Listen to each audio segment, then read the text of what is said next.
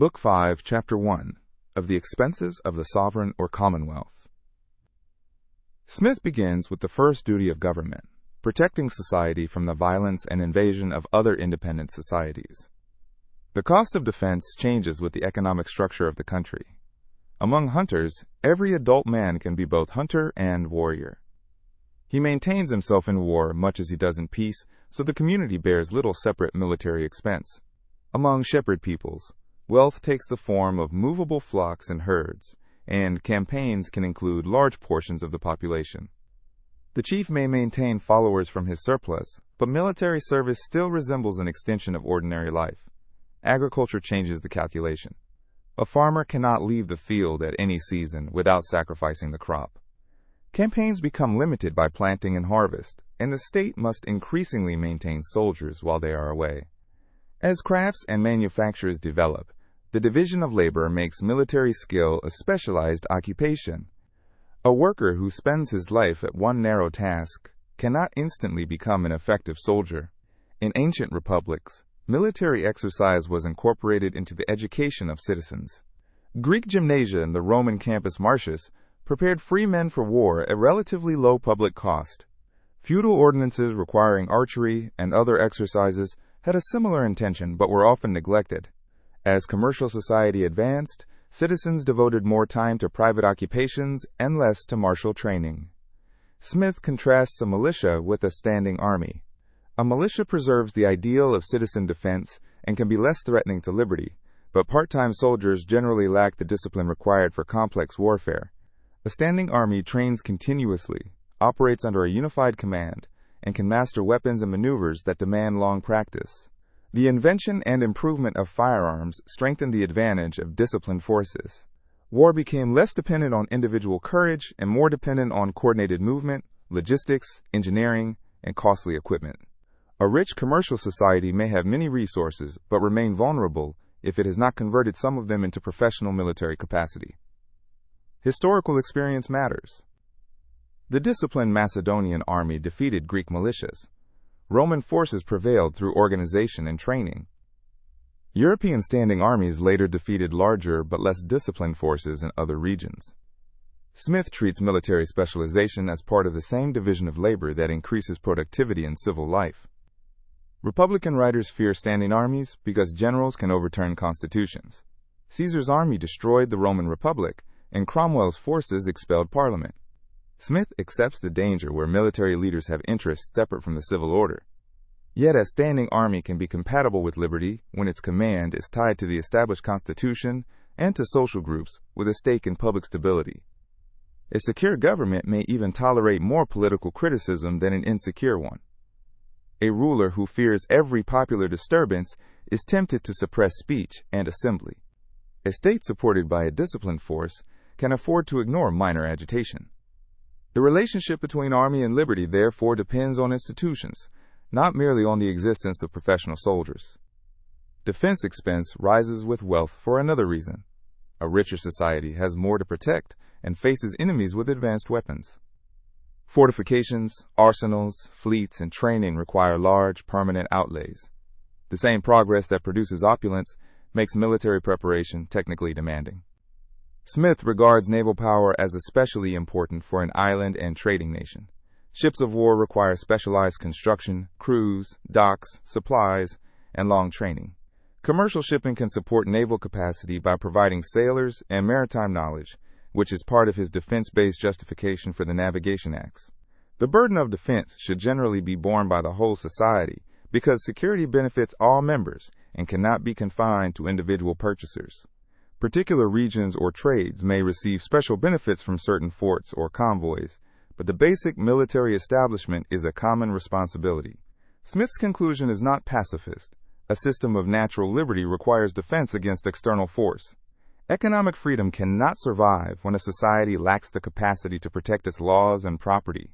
The cost is unavoidable, but it should be evaluated as the price of security rather than disguised as commercial enrichment. The second duty of the sovereign is to protect every member of society from injustice or oppression by other members. The expense of justice is small in the simplest societies because there is little accumulated property to provoke conflict.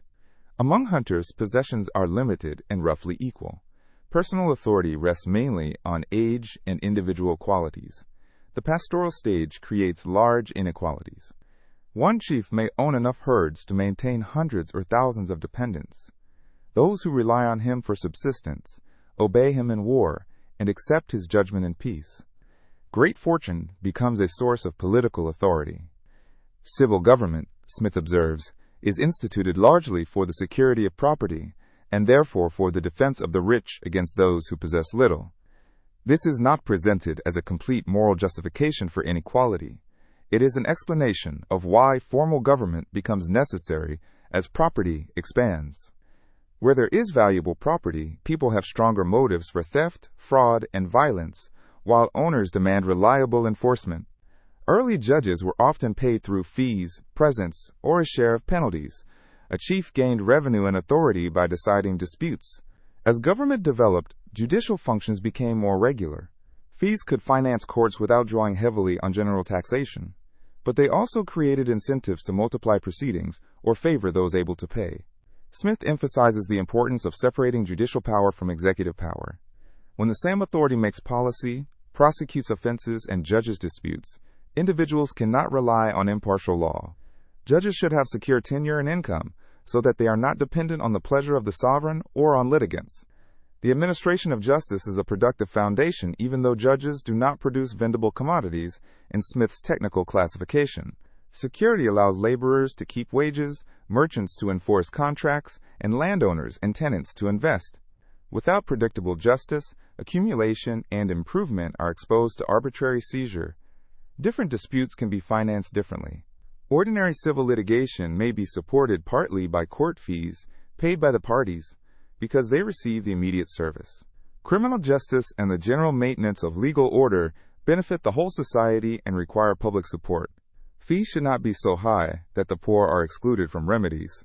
Local courts can reduce travel costs and improve knowledge of circumstances, but local power can also produce bias. Appeals and central standards help protect individuals against dominant families or corporations. Smith's concern is not to maximize centralization, but to align jurisdiction, independence, and accessibility. A sovereign who sells judicial offices or allows judges to depend on fines corrupts the institution. Justice then becomes a source of revenue rather than a rule protecting rights. The public should pay enough to secure competent and independent administration. Smith also connects justice to military history. Feudal lords administered law because the king lacked the force to execute judgments on their estates. As standing armies and royal authority grew, public courts replaced private jurisdiction. The decline of feudal retainers, therefore, strengthened both economic liberty and the uniform administration of law. The expense of justice is modest relative to war, but its effect on wealth is profound. People will not save, lend, improve land, or enter long contracts when property and personal security depend on arbitrary power. Defense protects society from external violence. Justice protects the framework of cooperation from internal violence and fraud. The third duty of government is to establish and maintain public works and institutions that are highly useful to society, but cannot ordinarily repay the expense to an individual or small group. Smith does not place every useful activity under public management. He asks whether users can be charged, whether local beneficiaries can finance the work, and whether private incentives are sufficient. Roads, bridges, canals, and harbors are leading examples. They enlarge markets, reduce transport costs, and make division of labor possible. A toll paid by users can often maintain them. Charging in proportion to use connects revenue to benefit and prevents the general taxpayer from bearing the whole costs of a facility used mainly by particular traders.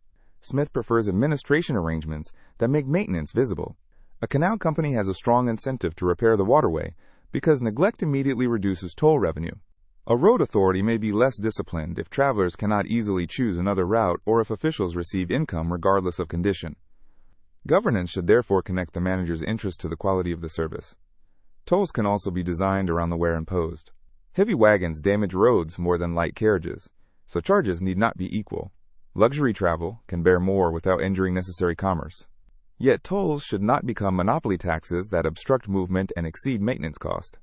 Some works benefit a particular town, province, or trade more than the whole kingdom. Their expense can be assigned locally. Local administrators know conditions better and face direct scrutiny from users.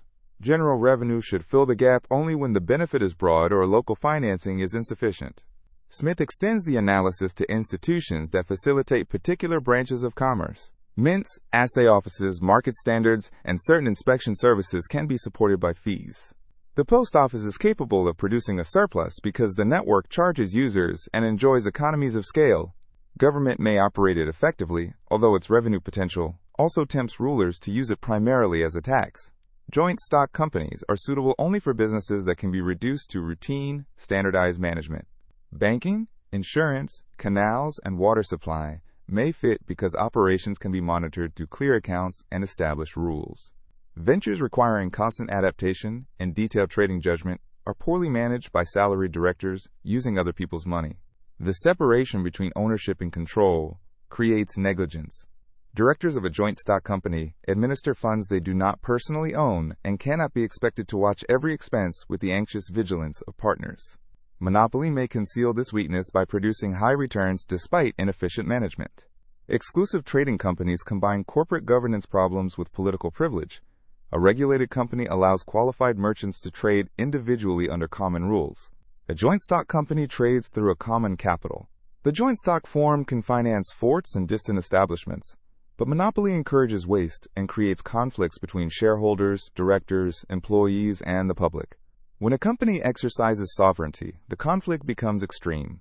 It may tax a territory as ruler while restricting production as merchant. Company servants can enrich themselves through private trade and influence. The state eventually bears military and diplomatic costs, while the company claims commercial gains. Smith reviews the history of European trading companies to show that monopoly, rather than corporate form alone, creates many abuses.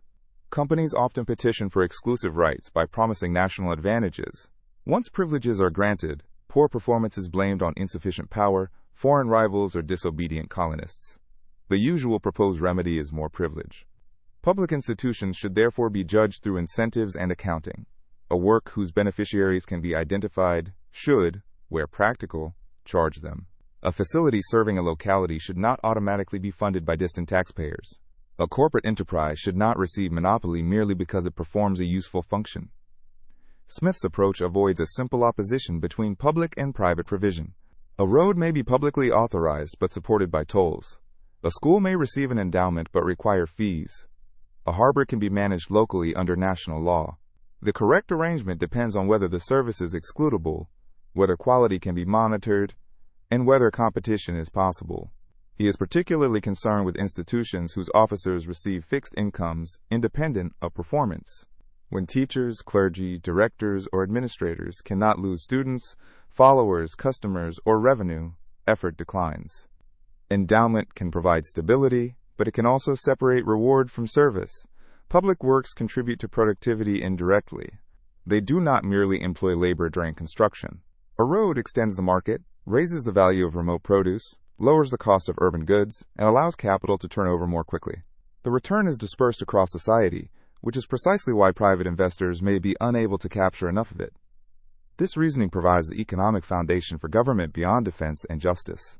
Natural liberty does not automatically construct every bridge, educate every child, or maintain every standard. The state acts where large social benefits coexist with inadequate private return, but it should still use prices, local responsibility, and competition where those mechanisms can operate. Smith next applies the same institutional analysis to education. Schools and universities can be funded by endowments, public revenue, student fees, or combinations of these. The method affects the behavior of teachers. When income depends substantially on students who are free to choose, teachers have an incentive to teach effectively. When a fixed salary is guaranteed regardless of attendance or quality, instruction can become ceremonial. He criticizes universities where professors receive secure incomes and students are compelled to attend assigned lectures. The institution protects the teacher from competition and can preserve obsolete subjects because internal authorities control appointments and curricula. Endowments intended to advance learning may instead maintain established routines. Smith compares institutions across countries and historical periods. He argues that some of the most useful education occurs where teachers depend on fees and reputation. Private tutors and independent lecturers must satisfy students. Institutions with monopoly privileges may retain prestige while offering little actual instruction. He does not conclude that education should be left entirely to wealthy families. The division of labor creates a public problem. A worker who spends life performing a few simple operations may lose the habit of intellectual exercise. His understanding becomes narrow, and he can become incapable of judging public affairs or defending society. The same specialization that raises economic productivity can diminish human capacities. The state, therefore, has reason to support basic education for ordinary people. Reading, writing, and arithmetic can be taught at low cost. Parish or district schools may charge modest fees while receiving public assistance sufficient to make instruction widely available. A small payment by parents preserves some connection between service and demand, while subsidy ensures that poverty does not exclude children. Smith also favors basic military exercise as part of public education. Physical training can improve health and prepare citizens for defense. Ancient societies integrated bodily and intellectual instruction more fully than modern commercial states.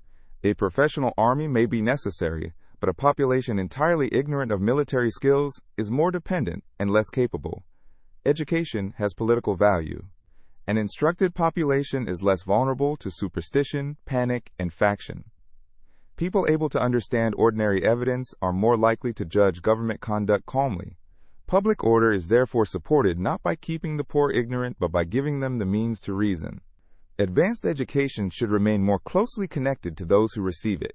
Students seeking professional or scholarly training can pay fees, and competition among institutions can discipline teaching. Public support may be appropriate for subjects with broad benefit but limited private demand, yet it should not remove accountability.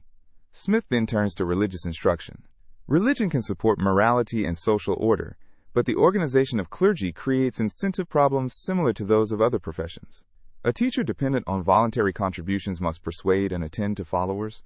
A richly endowed clergy can become indolent and rely on legal authority rather than argument. New religious sects often grow because their preachers are active, close to ordinary people, and skilled in the arts of persuasion. Established churches may possess greater learning and social status, but lose popular influence. When challenged, they can appeal to the magistrate for persecution instead of improving their ministry. Smith treats persecution as both unjust and politically dangerous. Suppressed sects become more zealous, while an established church can use its corporate power against the sovereign. Clergy organized as a single body can coordinate doctrine and political action. Their interest in maintaining authority is not always identical to the interest of civil government. A multitude of small sects may be more compatible with peace than one dominant church. When many groups coexist and none can command the state, each must moderate its claims and tolerate others.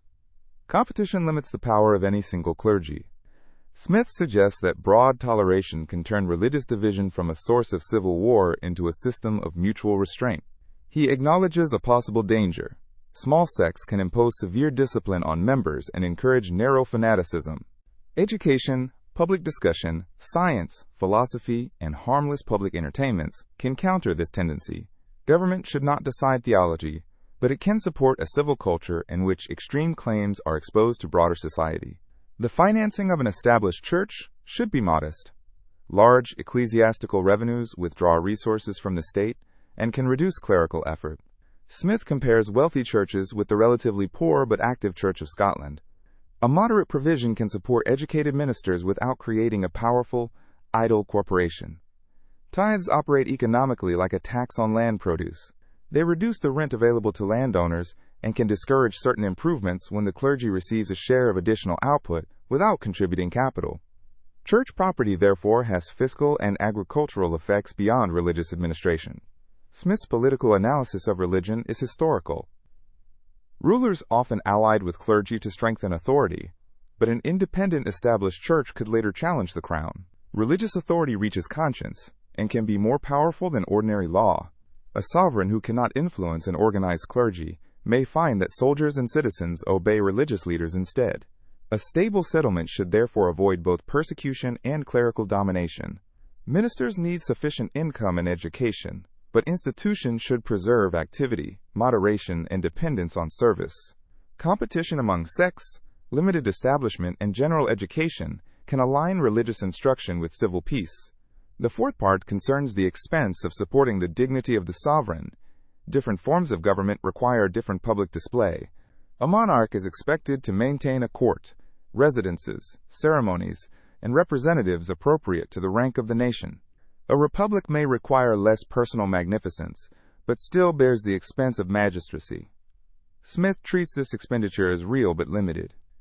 The dignity of the chief magistrate can reinforce authority and save conflict, yet luxury at court can become a drain on revenue. The proper scale depends on national wealth and political form.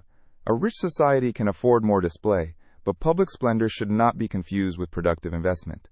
The conclusion of the chapter assigns expenses according to benefit. Defense and the general administration of justice are common charges. Roads, canals, ports, and commercial institutions can often be supported by tolls or by the regions and trades that use them. Education and religious instruction benefit society broadly, but can also be financed partly by fees and voluntary contribution. General revenue should cover the remaining deficiency where a useful institution cannot support itself. The chapter as a whole defines the public sector within the system of natural liberty. Government protects society, enforces justice, and supplies works whose social return exceeds the private return. It should not direct ordinary industry, but neither should it ignore the institutional conditions that make industry possible. Smith's state is limited by function, not absent. Smith's treatment of defense is another application of division of labor. As productive occupations become more specialized, military service becomes less compatible with ordinary work. A farmer can fight only when the agricultural calendar permits. An artisan whose income depends on continuous attendance at a workshop cannot leave without losing wages and interrupting production. The opportunity cost of citizen service rises with commercial development. Military technology increases the required training. Firearms appear to reduce the importance of strength and personal skill, but effective use depends on disciplined formations, supply, artillery, engineering, and command. The individual weapon becomes simpler, while the organization around it becomes more complex. A militia can still provide numbers, local knowledge, and civic spirit. Smith's argument is comparative. When a militia faces a professional army with equal equipment, the regular force usually prevails. A state that relies on militia should therefore invest heavily in frequent exercise and organization rather than assume patriotic willingness is enough. Standing armies create agency problems of their own. Officers can become loyal to a commander rather than the Constitution. Civilian control, social integration of officers, legislative funding, and divided authority reduce the danger. The military institution must be designed so that its interest and order is tied to lawful government. The cost of defense also includes preparation during peace. A fleet or army cannot be improvised after invasion begins. Docks, arsenals, fortifications, trained officers, and supplies are capital maintained for an uncertain event. The absence of war does not show that the expense was useless if readiness helped prevent attack. Justice develops from inequality of property, but its benefits are universal once established. A poor person may own little land or capital, yet depends on personal security, wages owed, and freedom from arbitrary force. The origin of government and protection of property does not limit justice to wealthy proprietors. Smith's historical sequence from age and personal qualities to wealth-based authority explains why legal institutions often begin as private jurisdiction, the powerful judge because they command followers. Public justice advances when law is separated from dependence on a local lord and made available through offices whose authority comes from the Commonwealth. Judicial independence requires more than formal separation. Salaries must not depend on conviction, forfeiture, or the favor of ministers. Procedures should be known in advance. Appeals should correct local bias without making justice impossibly slow or expensive. Court fees illustrate the tension between user finance and access. Litigants receive a direct service and can reasonably bear some cost. Yet the state has an interest in lawful resolution, and excessive fees drive disputes toward private violence or allow the wealthy to prevail by exhaustion. A mixed system can preserve both responsibility and access. Smith's public works analysis repeatedly asks who benefits at the margin. A bridge used mainly by local traffic can be maintained locally. A national road supporting defense and general commerce may justify wider contribution. The geographic scale of finance should approximate the geographic scale of benefit. Tolls are attractive because they reveal demand. A road with many users generates revenue for maintenance. while an unnecessary project does not. But a government can set tolls to maximize revenue rather than service, turning infrastructure into a fiscal monopoly. Transparent accounts and limited purposes are necessary. Canals differ from roads because neglect can render them unusable quickly, and because alternative routes may exist. A canal company whose income depends on navigation has a direct maintenance incentive. Road trustees may face weaker competition. Smith does not infer that canals must always be private. He infers that institutional incentives matter. Public works can raise land rent along their route. The gain may justify contributions from affected proprietors, but exact assessment is difficult.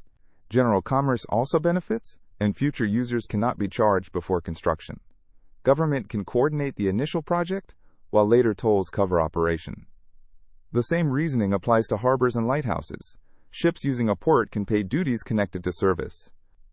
Charges should maintain navigation rather than become barriers designed to favor one town or group of merchants. A public work loses its justification when it is converted into exclusive privilege. Smith's discussion of companies is an early analysis of corporate governance. Shareholders are dispersed, directors control information, and managers spend funds they do not own. Monitoring is costly. A monopoly can produce enough profit to hide waste, so high dividends do not prove efficient administration. Routine businesses can limit this problem because performance is measurable. Bank accounts, insurance claims, toll receipts, and water delivery can be audited. Distant trading ventures require constant judgment about goods, routes, agents, and political risks. Salaried directors cannot match partners whose personal fortunes depend on each decision. Public ministers face similar incentives. They manage resources collected from taxpayers and can claim broad objectives that are difficult to measure. Smith's preference for fees, tolls, local control, and competition is an effort to create feedback where direct ownership is absent. The public works duty is therefore not a blank check for construction. A project must provide a social benefit that private investors cannot capture, and its financing should burden the beneficiaries where possible. Grand monuments and politically distributed projects do not become productive merely because government builds them. The education discussion reveals a tension inside commercial society. Specialization creates wealth by narrowing tasks, but the same narrowing can impoverish the worker's mind. A person performing a few simple operations may have little occasion to compare ideas, exercise judgment, or understand public questions. Smith does not blame the worker. The condition is produced by the organization of labor. Society that gains from specialization has reason to prevent its most damaging human effect. Basic education is therefore connected to the justice of the economic order, not merely to charity. A local school can teach reading, writing, arithmetic, and elementary geometry at modest cost. Small fees encourage parents to value attendance and teachers to retain pupils. Public subsidy can reduce the price enough for laboring families. The combination avoids both exclusion and complete bureaucratic indifference. Curriculum should cultivate usable capacities rather than ceremonial knowledge. Smith criticizes universities that preserve subjects because they belong to institutional tradition. When students are compelled to attend, teachers can repeat old lectures without consequence. Choice and payment create pressure for relevance. He also criticizes educational privileges that function as occupational barriers. A degree or apprenticeship can certify training, but compulsory credentials can restrict entry beyond what public safety requires. The test should be competence, not membership in a protected institution. Public examination is one possible alternative. Individuals may study through different routes and demonstrate knowledge before practicing. This separates the legitimate need for standards from the monopoly of a particular school or corporation. Education of the poor benefits the state through political stability. People capable of reading and reasoning are less likely to be swept into sudden delusions. They can understand the relation between taxes, laws, and public events. Smith's case is therefore civic as well as economic. Public diversions and cultural institutions can also moderate fanaticism. Theater, music, dance, and open discussion provide social outlets and expose people to different perspectives. A government that tolerates harmless entertainment may reduce the appeal of severe sectarian discipline. The analysis of clergy follows the same incentive framework as the analysis of teachers. A minister whose livelihood depends on voluntary followers must preach, visit, and persuade. An endowed minister can retain income without maintaining influence. Establishment exchanges activity for security. Competition among sects can moderate doctrine, because no group can dominate the state. Each learns that toleration protects itself as well as rivals. In a large society with many groups, extreme claims are checked by exposure to others and by the need to attract members. A single dominant clergy can coordinate political pressure more effectively than dispersed sects. Its corporate interest includes preserving doctrine, property, and jurisdiction. Even a ruler who shares its religion may become an enemy if he limits its privileges. Smith's references to Catholic, Anglican, Presbyterian, and Methodist institutions are not a ranking of theology. He evaluates how funding and organization affect zeal, learning, moderation, and political power. The same faith can behave differently under different incentives. A poorly endowed church can maintain discipline if ministers remain active and communities participate. A wealthy church can support scholarship and dignity but also create offices sought for income rather than vocation. The desired provision is sufficient without making the clergy independent of performance and public peace. Tithes are problematic because they tax gross produce. A farmer who invests to increase output must surrender a share of the increase even when profit is small. The levy can therefore discourage cultivation more than a tax on net rent. Its religious destination does not change the economic incidence. The sovereign's dignity is the least productive of the major expenses but can still have a public function. Ceremony makes authority visible, supports diplomacy, and can reduce challenges in a hierarchical society. The appropriate scale should follow national circumstances, rather than the private vanity of the court. Republics distribute dignity among offices and institutions rather than one household. They may spend less on a court, but more on assemblies, elections, and civic buildings. No form of government eliminates the symbolic cost of authority. The conclusion of the expenditure chapter is a theory of assignment. Common benefits call for common finance. Local benefits call for local finance. Direct users can pay fees where exclusion is practical. Public subsidy fills the gap when social value cannot be captured through prices. This assignment principle also restrains central power. If every road, school, church, and commercial institution draws from general revenue, local users have little incentive to control cost. Requiring contributions from those closest to the service improves information and accountability. At the same time, reliance on user fees alone can exclude the poor from justice or education and leave remote regions without infrastructure. Smith's mixed arrangements recognize that efficiency and access must be balanced. His public sector is built from differentiated institutions rather than one rule for all services. Book 5, Chapter 2, of the sources of the general or public revenue of the society. After identifying the necessary expenses of government, Smith asks how they should be financed. Public revenue can arise from property owned by the sovereign or commonwealth, or from taxes imposed on the revenues of individuals. A government may own land, lend capital, operate a business, or receive income from a public institution. In early societies, crown lands can support the ruler because government is small and land is the main source of surplus. As societies grow, the expenses of defense, justice, and administration expand beyond what ordinary domain income can provide. Smith is skeptical of governments acting as merchants. Political administrators do not face the same incentives as private owners, and public trading enterprises are exposed to patronage and negligence. A state may earn revenue from a post office or another routine monopoly whose operations are simple, but complex commercial ventures are generally managed poorly. Crown lands are also often less productive than privately owned land.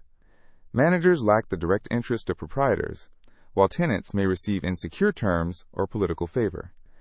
Selling public land can increase output and provide a capital sum, although Smith allows that forests, parks, and certain strategic properties may remain public for non-commercial reasons. The ordinary source of revenue in a developed state is taxation. Smith formulates 4 general maxims. First, subjects should contribute in proportion to the revenue they enjoy under the protection of the state. Equality does not mean identical payments, but a burden related to ability and benefit. Second, the tax each person must pay should be certain rather than arbitrary. The amount, time, and method should be clear. Uncertainty gives tax collectors discretionary power, encourages corruption, and exposes taxpayers to harassment. A moderate, but arbitrary tax can be more oppressive than a heavier predictable one. Third, taxes should be collected at the time and in the manner most convenient for the contributor. A tax on rent is conveniently collected when rent is paid. A tax on consumption is paid gradually as goods are purchased. Convenience reduces the need for borrowing or forced sales. Fourth, a tax should take as little as possible from the people beyond what reaches the Treasury. Administrative salaries, compliance costs, obstruction of industry, penalties, and opportunities for smuggling are all excess burdens. A tax can be cheap to collect, yet economically destructive if it discourages production or drives capital away. These maxims provide standards rather than a single tax formula.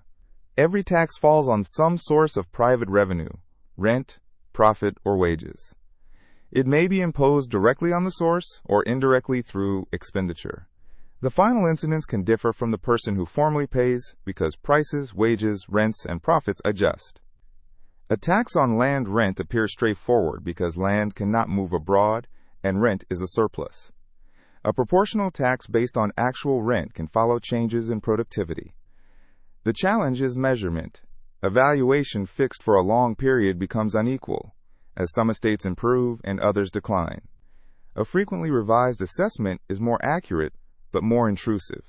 Smith compares systems in which land is taxed according to an old valuation with those in which leases or surveys provide current information.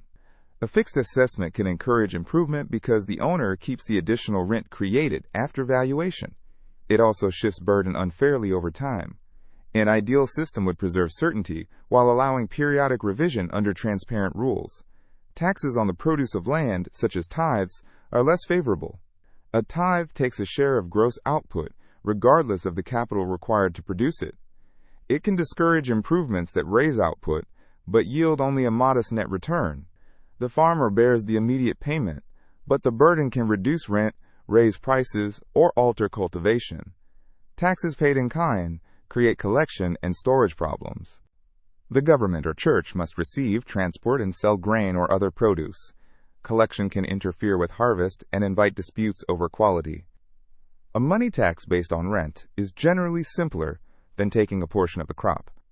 House rent contains two elements: building rent, which compensates the capital used to construct and maintain the house, and ground rent, which reflects location. A tax on building rent may reduce construction or be passed to occupants. A tax on ground rent falls more naturally on the landowner because location cannot be reproduced or moved.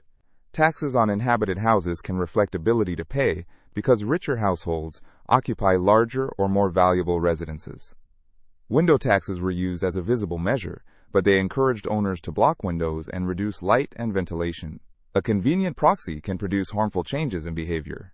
Taxes on the profits of stock are more difficult because profit has two components. One is compensation for the trouble and risk of employing capital. The other is the return paid to the owner of capital, including interest when funds are lent. The first cannot be heavily taxed without causing the entrepreneur to raise prices, reduce activity, or move capital. The second is hard to observe because financial property is mobile and private. Land can be surveyed, but capital can be concealed or transferred.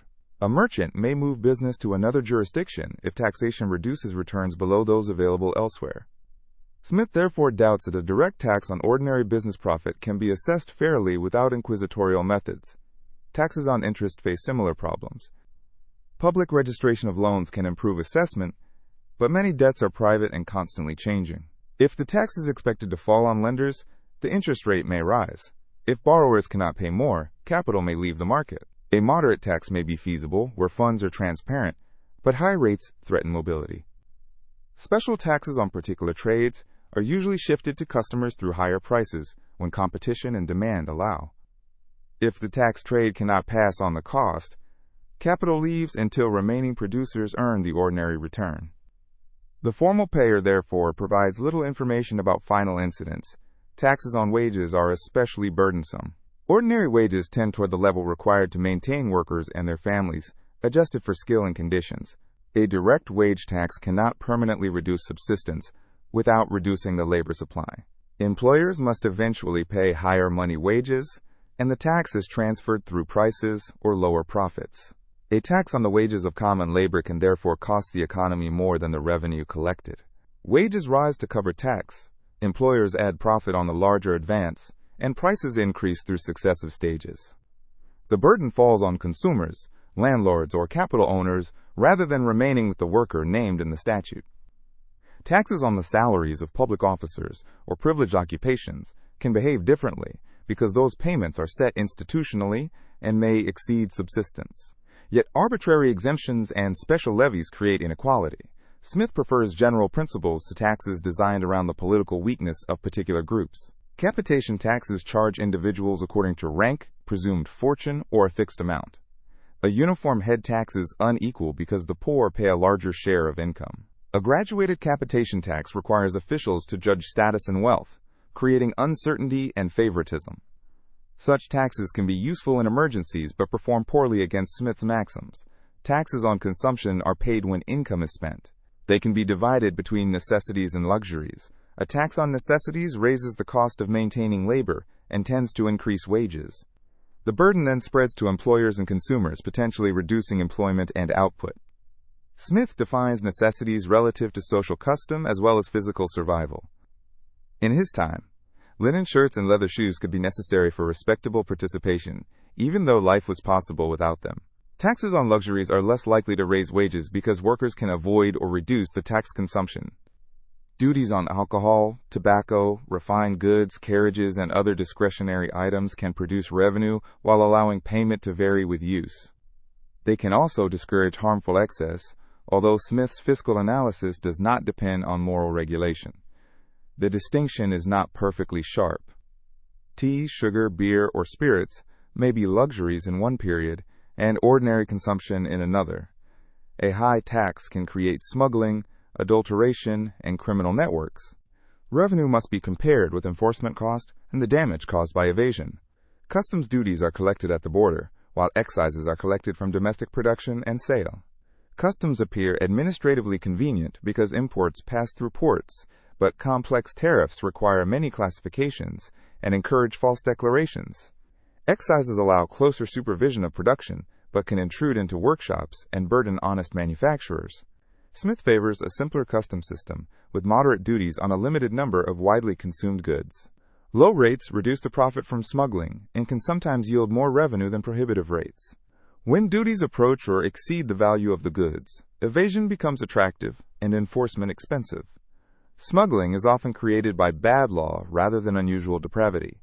A person may violate a revenue rule that the public does not regard as morally serious, yet face severe punishment. Excessive duties convert ordinary traders into criminals and corrupt customs officers. Smith condemns both the imprudent law and the violence that can accompany resistance.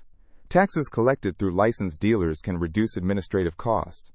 Retailers of alcohol or other goods may pay duties based on quantity or authorization. But licenses can become barriers to entry and create local monopolies.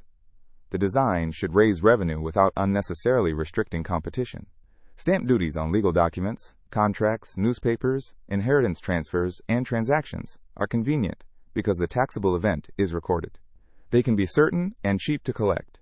Yet duties on the transfer of property obstruct circulation, and taxes on legal proceedings can deny justice to those unable to pay. Inheritance taxes fall at a moment when property changes hands and may be convenient. Taxes on transfers between unrelated persons can be less disruptive than taxes on ordinary capital use. But high duties encourage concealment and can force the sale of productive assets. Smith repeatedly returns to incidence. A tax nominally imposed on one class can move through the price system. A land tax may reduce rent. A wage tax may raise prices. A commodity tax may be divided among consumers, merchants, and producers depending on demand and competition. Good policy requires tracing adjustment rather than reading the statute literally. He also distinguishes revenue from economic cost. A tax that brings $1 million to the Treasury may take much more from society if it requires expensive collection, keeps capital idle, prevents exchanges, or creates monopoly. Conversely, a well-designed tax can collect substantial revenue with limited disruption when the base is broad, the rate moderate, and the obligation clear. The best system, therefore, combines multiple sources.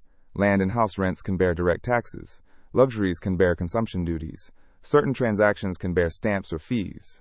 The mix should respect equality, certainty, convenience, and economy, while avoiding excessive dependence on necessities or mobile capital. The four maxims of taxation gain force when applied to incidence. Equality requires identifying the revenue ultimately reduced, not merely the person who hands money to the collector. A tax can move through bargaining and prices until it reaches a class with less ability to escape. Land rent is relatively immobile. If a tax is announced before a lease is negotiated, the tenant offers less rent because part of the surplus must go to government. The landlord bears much of the burden. If imposed during a fixed lease, the tenant may bear it temporarily until renewal. Timing, therefore, affects short-run incidence even when long-run incidence is clearer. A tax on agricultural inputs can reduce rent indirectly. The farmer requires ordinary profit on a larger advance. If product prices cannot rise, the amount available for rent falls. If prices rise, consumers share the burden. The same tax can therefore be divided among classes depending on market conditions. Taxes on houses require separating the building from the site. Construction capital can move toward other uses, so a persistent tax on building returns discourages supply until rents rise enough to compensate. Ground value cannot move, making it a more stable base. The distinction anticipates later arguments for taxing location more heavily than improvements.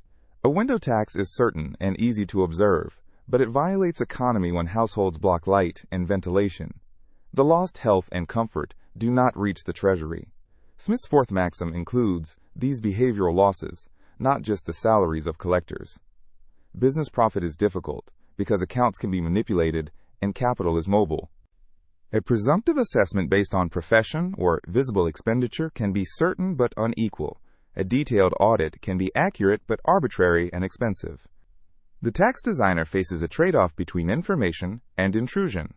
Interest income seems easier to tax when securities are registered. Public debt interest can be withheld at the source. Private loans and foreign assets remain harder to observe.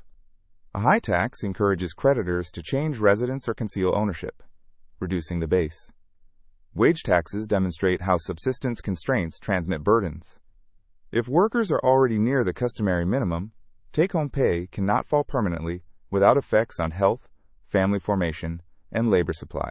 Employers compete for a reduced supply and raise gross wages. The tax becomes part of production cost. Skilled wages contain returns to education and scarcity beyond subsistence. A tax may reduce some of this premium, but it can also discourage training or migration into the occupation. Incidence depends on how quickly the supply of skill responds. Taxes on necessities are broad and productive of revenue, precisely because people cannot avoid them. That feature also makes them oppressive. Poor households spend a larger share of income on food, fuel, clothing, and shelter. A uniform duty takes a larger proportion from them than from the rich. Smith's definition of necessity includes social participation. An item can become necessary when custom makes its absence a sign of disgrace. Taxing such goods burdens the ability of workers to appear in public and obtain employment, even if physical survival is possible without them. Luxury taxes allow more voluntary adjustment. A person can reduce consumption of spirits, tobacco, carriages, or ornamental goods. The payment then reflects choice more closely. Yet, very high rates create illegal supply and can fall on workers employed in the taxed industry. The revenue maximizing rate is below the prohibitive rate. As duty rises, legal quantity falls and smuggling rises. Beyond some point, additional rate reduces receipts. Smith does not use a formal curve, but the logic is explicit in his discussion of customs. A simple tariff schedule improves certainty. Numerous categories allow officials to reclassify goods and merchants to manipulate declarations. Complexity creates bargaining between customs officers and traders, turning law into discretionary negotiation. Excise inspection enters the producer's premises and can interrupt work. Frequent visits, seals, gauges, and records impose compliance cost. The tax may be efficient on standardized goods produced by a limited number of firms, but oppressive when applied to many small workshops. Collection through large manufacturers can reduce cost but favor concentration. Small producers face fixed compliance expenses that large firms spread over more output. Tax administration can therefore change industrial structure even when statutory rates are equal. A farm tax, collected by a private contractor who pays the government a fixed sum, gives the contractor a strong incentive to extract as much as possible. The Treasury gains certainty, but taxpayers face harsh enforcement. Smith generally prefers accountable public collection to revenue farming. Penalties should correspond to the moral and fiscal seriousness of the offense. When ordinary smuggling receives punishments associated with violent crime, law loses legitimacy. Severe penalties can also increase bribery because offenders will pay more to avoid them. Convenience matters for cash flow. A property tax due when rent is received is easier than one due before income arrives. Consumption taxes are divided into small payments. Poor timing can force taxpayers to borrow, sell assets, or delay productive expenditure. Tax certainty protects both taxpayer and Treasury. Clear rules reduce litigation and allow households and firms to plan. Arbitrary exemptions may be politically attractive, but undermine the base and encourage every group to seek special treatment. Smith compares taxation systems across Britain, France, Holland, and other European states to show that the same nominal base can be administered very differently. A land tax based on open leases can track actual rent, while a tax based on secret official estimates invites negotiation and favor. Institutional method matters as much as the object taxed. The French tale illustrates inequality when particular orders and regions receive exemptions. The burden concentrates on those least able to resist. Privilege narrows the base, raises rates on the remainder, and disconnects contribution from protection. Taxes on transfer can be collected through stamped documents because legal enforcement gives parties a reason to register. This is administratively economical. But if the duty is excessive, people avoid formal contracts, weakening the very legal certainty that makes commerce possible. Probate and inheritance records provide a similar collection point. The tax arrives when ownership changes and before the heir has reorganized the estate. A moderate charge can be convenient. A heavy one can force the breakup or sale of productive property. Taxes on retail sales spread payment widely but require many collectors. Taxes imposed earlier in the production chain use fewer collection points but may be hidden in price and compounded by profit margins. The choice involves administrative cost, visibility, and incidence. A transparent tax may be politically harder to impose but easier to evaluate. An indirect tax can be paid without the consumer knowing how much of the price goes to government. Smith's certainty maxim concerns legal clarity, but his analysis also reveals the political importance of visibility. Earmarking can connect a tax to a service, as a toll supports a road. The connection may increase acceptance and accountability. Once the revenue exceeds the service cost or is diverted to general spending, the charge becomes an ordinary tax and should be judged accordingly. Fees differ from taxes when payment corresponds closely to a service received. Court filing, harbor use, or document registration can be financed partly by fees. If the amount is set above cost to raise general revenue, exclusion and monopoly effects increase. The overall system should avoid placing the entire burden on one source. A single land tax ignores the complexity of modern revenue. Exclusive reliance on consumption duties burdens the poor and encourages smuggling. A diversified system can use the strengths of different bases while keeping rates moderate. Diversification does not justify uncontrolled accumulation of small taxes. Each levy creates administration and opportunities for privilege. Smith's preference is a limited number of productive, intelligible taxes, rather than a maze whose total burden cannot be understood. Tax policy also affects federal or imperial relations. A central government may demand contributions from provinces with different incomes, prices, and institutions. Equal nominal rates can be unequal in real burden. Representation and local knowledge become necessary when a common system is extended over diverse territories. The tax chapter therefore connects fiscal technique to constitutional government. Arbitrary assessment gives officials power over citizens. Exemption gives privileged orders power over others. Representation, certainty, and public accounts constrain both. Revenue is not only an economic extraction, but a relationship between government and subject. Book 5, Chapter 3, of Public Debts. Smith contrasts the financial habits of ancient and modern states. Ancient republics sometimes accumulated treasure during peace and spent it in war. Modern commercial governments more often enter war with little reserve and borrow immediately. The development of commerce creates wealthy citizens and financial institutions capable of lending large sums to the state. Borrowing is politically easier than taxation.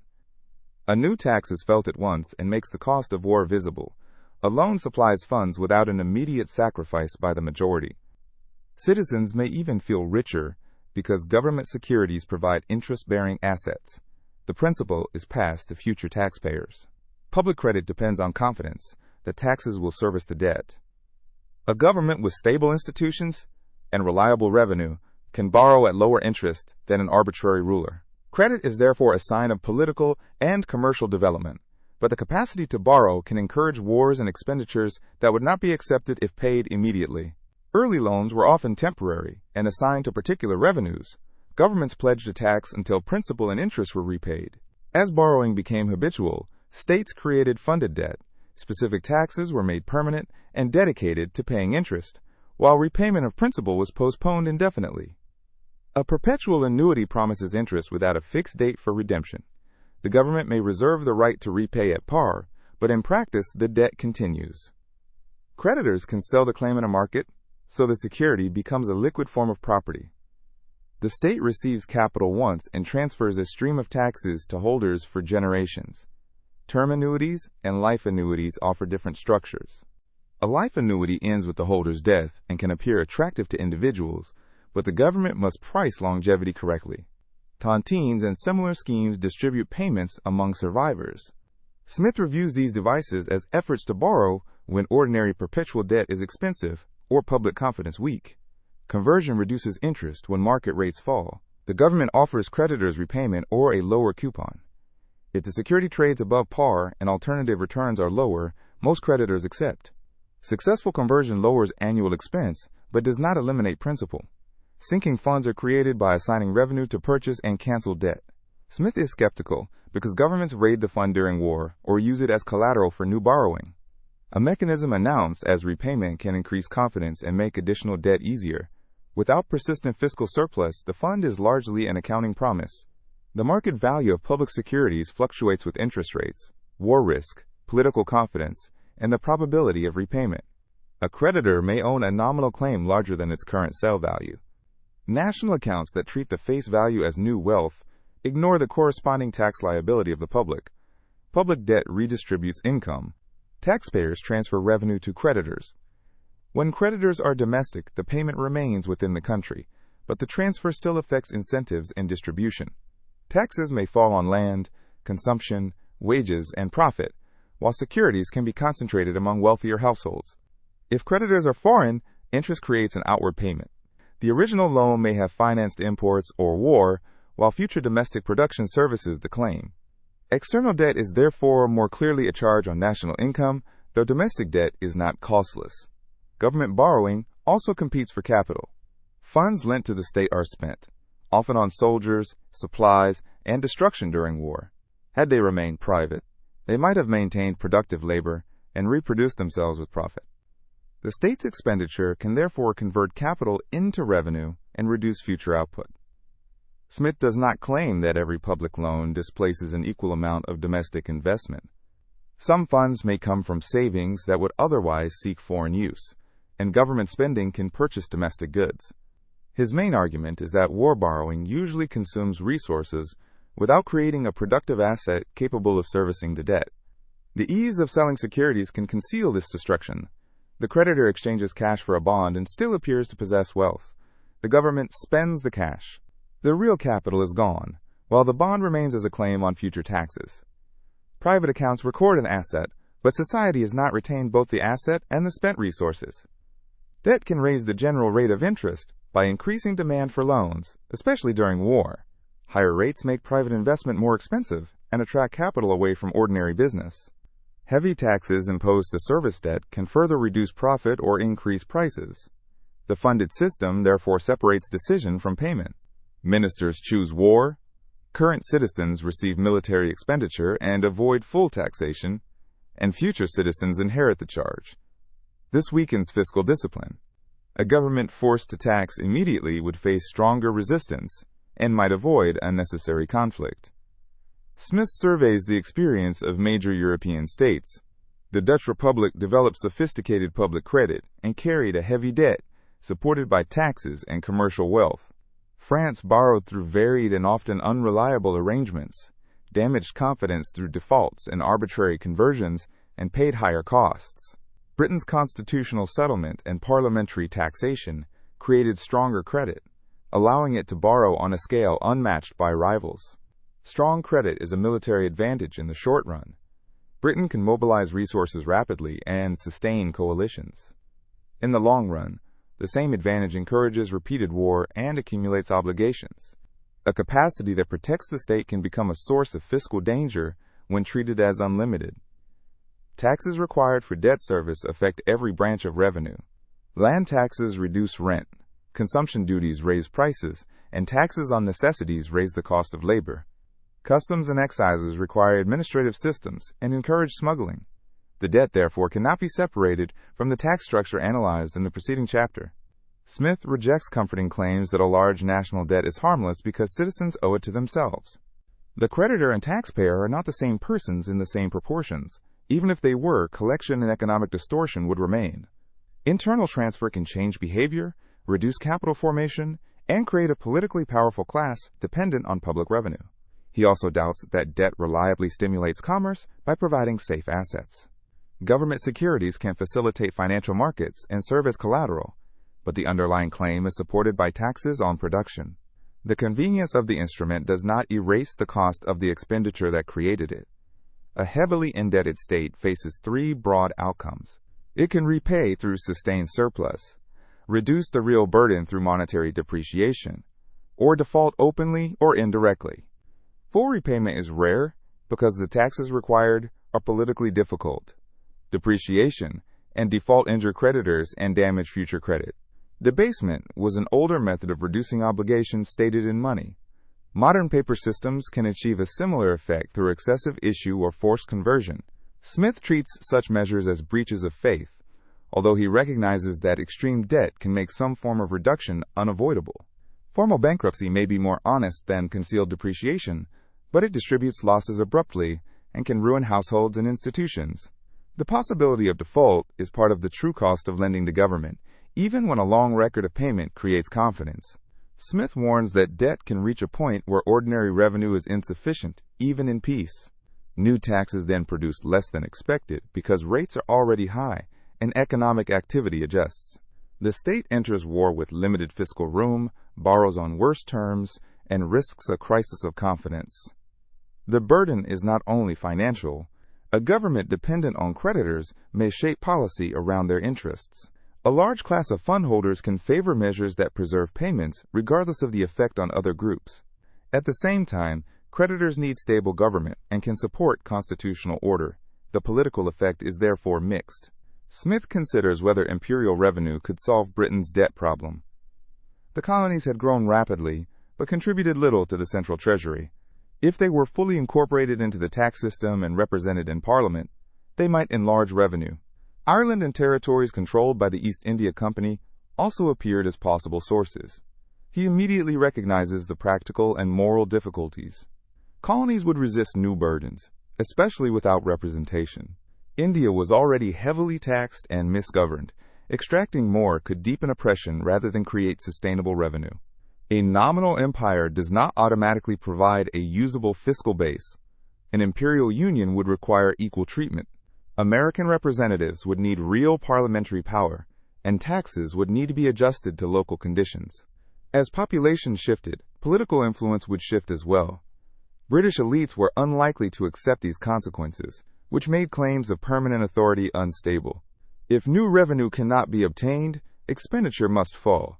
Smith suggests that Britain should reconsider the cost of defending dependencies that do not contribute proportionally. Pride and mercantile interest sustain the empire, but fiscal arithmetic may eventually force a choice between reform, separation, and bankruptcy. The analysis returns to the annual produce of land and labor. Debt instruments can distribute claims on that produce, but they cannot create it. Interest must be paid from taxes drawn from wages, profit, and rent. A government can postpone the burden, divide it, or disguise it, but cannot abolish the real resource cost. Public borrowing can be justified in an emergency when immediate defense is necessary, and taxation cannot raise funds quickly enough. Smith's objection is to the habitual funding of ordinary wars and political projects through permanent debt. Exceptional finance becomes the normal system, and each piece begins with the obligations of previous conflicts. The final chapter therefore completes the architecture of the book. Productive power grows through division of labor and capital accumulation. Output is distributed as wages, profit, and rent. Markets coordinate natural and market prices. Institutions can support this process through security, justice, infrastructure, and education. Mercantile privileges and fiscal burdens can divert it. Public debt is dangerous because it consumes accumulated capital and places long claims on future output. Smith's concluding perspective is not that government should never borrow, tax, regulate, or provide institutions.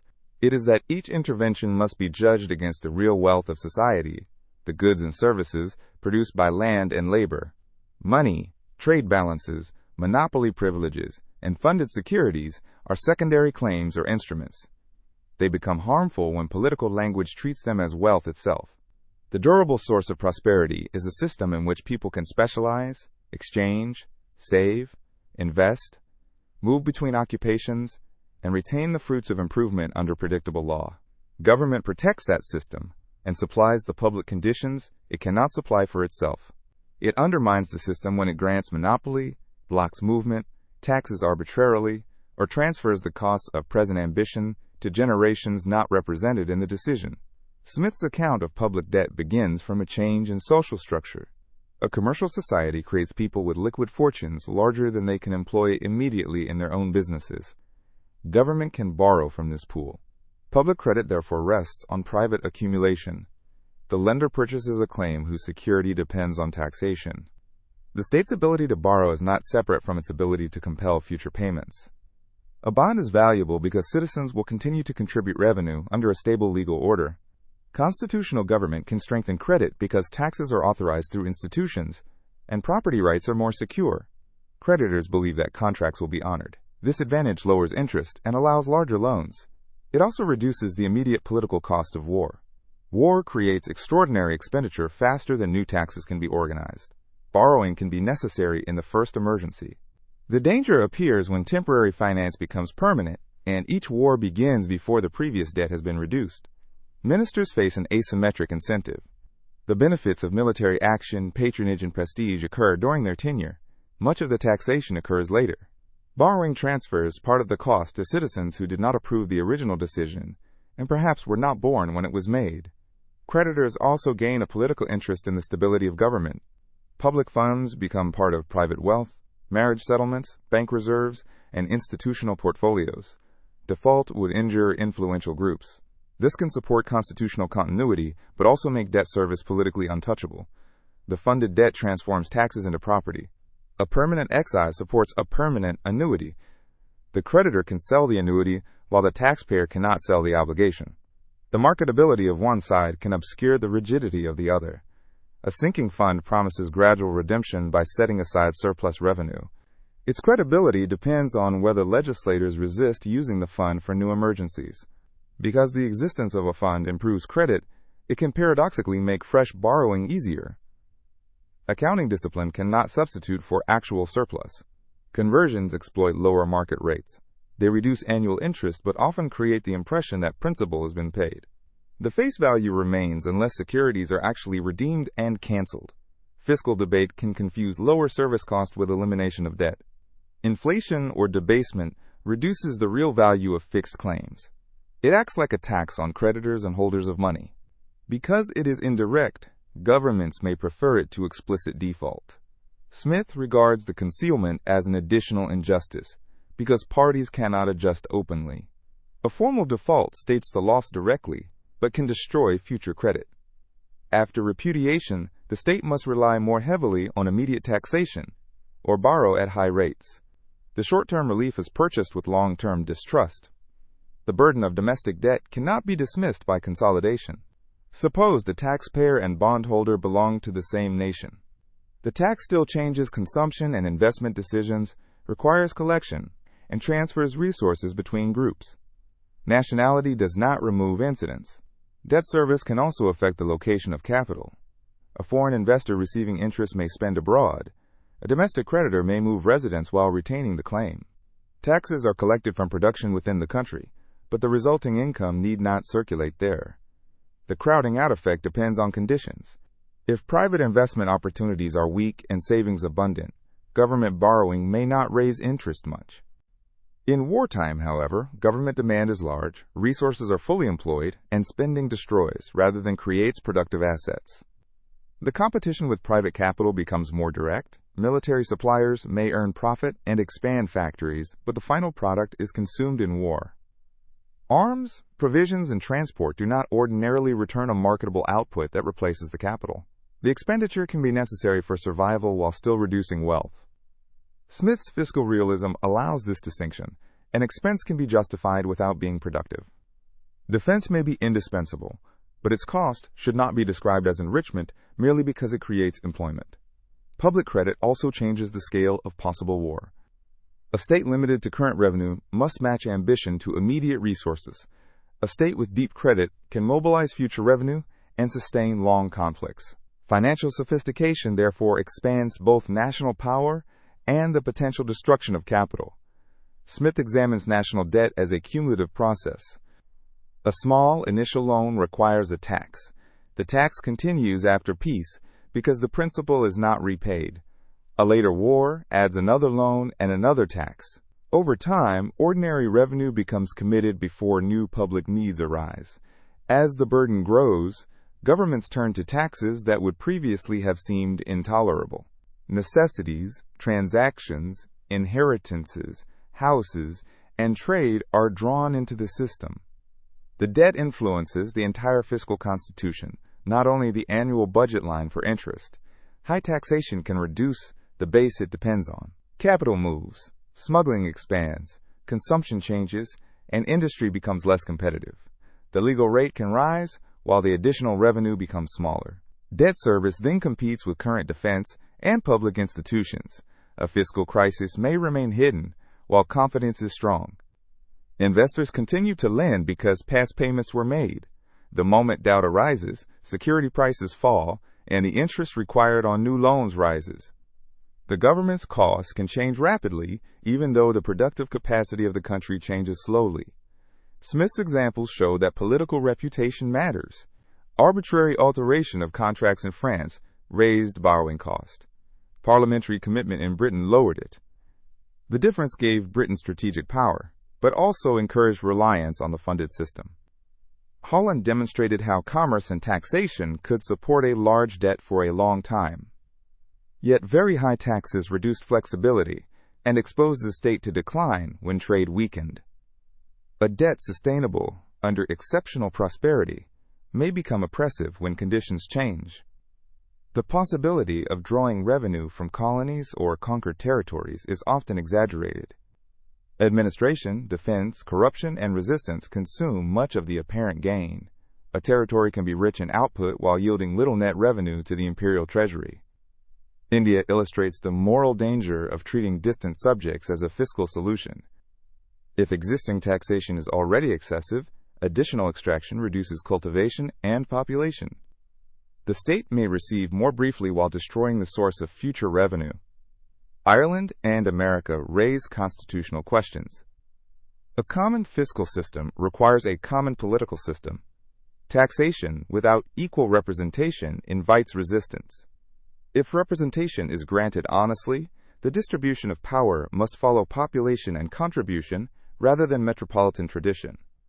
Smith's willingness to contemplate a transfer of imperial power is consistent with his economic method. Political arrangements should adapt to demographic and fiscal reality. A rapidly growing colony cannot remain permanently subordinate, merely because the original center prefers the status. If union is impossible, separation can reduce expense. The mother country loses monopoly, but also loses the duty of defense and administration. Free trade after independence can preserve most legitimate commercial gains. The cost is chiefly to pride and privileged merchants. The debt chapter thus returns to the theme of concentrated benefits and dispersed costs. Ministers, contractors, military interests, and creditors can gain from borrowing. Future taxpayers are unorganized and absent. The political market underprices their burden. Smith does not offer a simple numerical ceiling for debt. Sustainability depends on revenue, growth, interest, and confidence. His warning is structural. Funded debt weakens the connection between public choice and immediate sacrifice, making overuse likely. The remedy is a stronger preference for taxation during war, real peacetime surplus, reduction of imperial commitments, and honest accounting. Borrowing remains available for true emergencies, but it should not replace the political decision to pay for policy. The book closes without a separate rhetorical conclusion, but its final logic is clear. The wealth of a nation is renewed each year by productive labor operating with capital and natural resources. Every private and public claim must ultimately be satisfied from that flow. Money facilitates exchange. Banks economize circulation. Trade enlarges markets. Government secures justice and supplies public works. These institutions raise prosperity when they support production and voluntary exchange. They reduce it when they become instruments of monopoly, arbitrary taxation, or deferred consumption. Smith's analysis combines liberty with institutional responsibility. Individuals should ordinarily choose occupations, investments, and exchanges. Government should protect rights, provide common goods, and finance them through predictable taxes. Neither private interest nor public authority is assumed to be automatically benevolent. Merchants can coordinate useful trade and also seek monopoly. Landlords can benefit from improvement and remain inattentive to public policy. Workers can gain from growth and lack the power to represent their interest. Officials can provide justice and infrastructure while spending other people's resources carelessly. The central discipline is to trace consequences. Who pays? Who receives? What capital is displaced? What future output is created or consumed? What incentives are changed? A policy's title and immediate beneficiaries are never enough. The enduring image of the work is not a nation accumulating treasure, but a society organizing labor. Prosperity comes from specialization, broad markets, accumulation, mobility, security, and the continual reinvestment of part of annual produce. Poverty persists where violence, privilege, insecurity, and waste prevent these processes. The final warning about debt is therefore also a warning about political imagination. A paper claim can make spent capital appear to remain. A future tax can make present war appear affordable. Economic reasoning must restore the real resources hidden behind the financial form. Seen as a whole, the argument moves from the smallest workshop to the finances of an empire. The same questions recur at every scale. How is labor organized? What stock must be advanced? Which prices coordinate supply and demand? How are the resulting revenues divided? Which institutions preserve the incentives to produce? And which convert political power into private advantage? Division of labor raises productivity but increases dependence. Every specialist relies on an immense network of strangers. Exchange, money, transport, credit, and justice become necessary supports. The wealth of commercial society is therefore both decentralized and institutional. Capital accumulation extends this system through time. Workers consume provisions today while producing goods sold later. Machines and skills embody past saving. Credit transfers command over resources, but no financial instrument abolishes the need for real materials, labor, and future output. Competition is Smith's principal mechanism of discipline. It moves labor among occupations, capital among trades, and market price toward natural price. Yet, competition can be restricted by corporations, settlement laws, tariffs, colonial monopoly, exclusive companies, and political influence. Natural liberty requires the removal of these artificial barriers. Land remains different because its location and natural powers cannot circulate. Rent records the surplus created by fertility, position, scarcity, population, and improvement.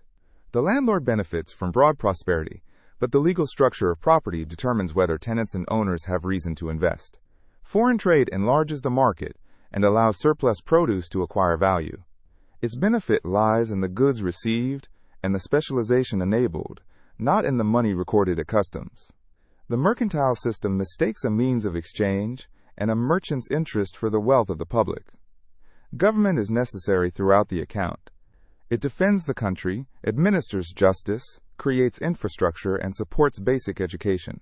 The limits on government come from knowledge and incentives, not from a belief that public functions are unreal. Officials should perform common duties while leaving ordinary allocation to people who bear the consequences of their choices. Taxation tests whether this public framework is maintained justly. Contributions should reflect revenue, be certain, arrive conveniently and impose minimal excess cost. The four maxims translate the rule of law into fiscal administration. Debt tests whether the state can evade those constraints by moving payment into the future. Borrowing can meet an emergency, but permanent funding separates expenditure from sacrifice and permits ambition to outrun current resources. The obligation eventually returns as taxation, depreciation, or default. Smith's method is neither a collection of slogans nor a claim that self-interest always produces good outcomes. Self-interest under competition can coordinate dispersed knowledge. Self-interest protected by monopoly can exploit the public. Public authority under law can supply necessary institutions. Public authority influenced by privilege can waste capital and suppress liberty.